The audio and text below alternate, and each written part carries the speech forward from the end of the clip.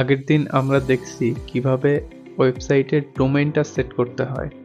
তো আজকে আমরা দেখব কিভাবে ওয়েবসাইটের বেসিক ইনফরমেশনগুলো আমরা সেট করতে পারি। তো ওয়েবসাইটের বেসিক ইনফরমেশনগুলো সেট করতে হলে আমাদেরকে প্রথমে আমাদের ডিকোডাইটের সফটওয়্যারের মধ্যে চলে আসতে হবে। তো সফটওয়্যারের মধ্যে আসার পরে আমাদের ওয়েবসাইট থেকে সেটিং সেকশনে চলে আসতে হবে। সেটিং সেকশনে চলে আসলে আমরা ওয়েবসাইটের logo, fab icon, short description, store name, email, social media links, WhatsApp, phone, address এই ইনফরমেশনগুলো সেট করার জন্য ডিফারেন্ট অপশন পেয়ে যাব।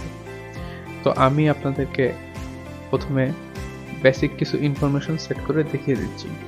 তো প্রথমেই লোগোর জন্য আমি লোগোটা সিলেক্ট করে নিয়ে সেভ দেব। আমি ওয়েবসাইটে এসে চেক করব আমার লোগোটা আপডেট হয়ে গেছে। দেন ফ্যাব আইকনের জন্য আপনার আগে থেকে ফ্যাব আইকনটা জেনারেট করে রাখতে হবে। আমি এখানে জেনারেট করে রাখছি, এটা আমি সেভ করে দিচ্ছি। এটা ডেসক্রিপশনের জন্য আপনারা আগের থেকে ডেসক্রিপশনটা লিখে রাখবেন।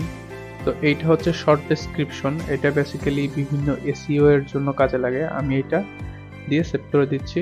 তো আপডেট দিলে দেখবেন আপনাদের শর্ট ডেসক্রিপশনটা এইখানে চলে আসছে। দেন স্টোরের নাম আছে, আমি আমার নাম এইটাই রাখবো।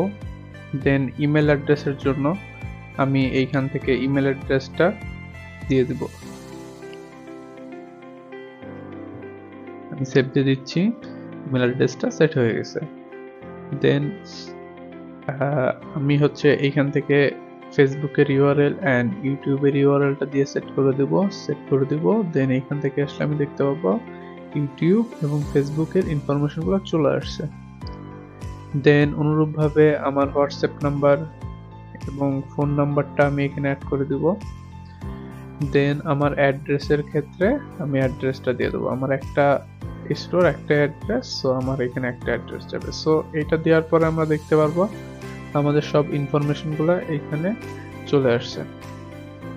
আচ্ছা, তো এইভাবে আমরা আমাদের ওয়েবসাইটের জন্য বেসিক যে ইনফরমেশনগুলো আছে সেটা চাইলে সহজেই সেট করতে পারবো।